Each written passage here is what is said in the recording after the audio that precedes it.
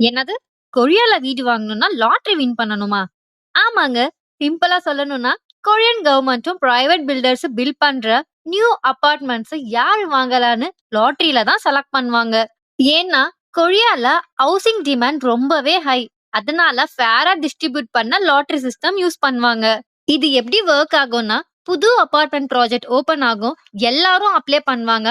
அப்ளிகன்ட்ஸ்ல ரேண்டமா செலக்ட் பண்ணுவாங்க. லாட்டரியில செலக்ட் ஆனா தான் தனி வீடு வாங்குறதுக்கான ரைட்டே கிடைக்கும். வீடு ஃப்ரீ இல்லங்க. வீடு வாங்குறதுக்கான ரைட் மட்டும் தான் கிடைக்கும்.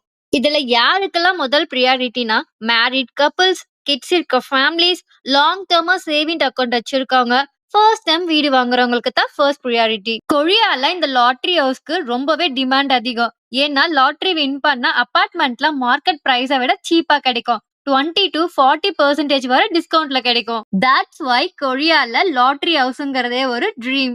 எல்லாருக்கும் சேம் சான்ஸ்னு கவர்மெண்ட் ரொம்பவே டைட்டாவும் ஸ்ட்ரிக்டாவும் ஃபாலோ பண்ணுவாங்க. ரெக்கமெண்டேஷன் இல்ல, இன்ஃப்ளூயன்ஸும் இல்ல.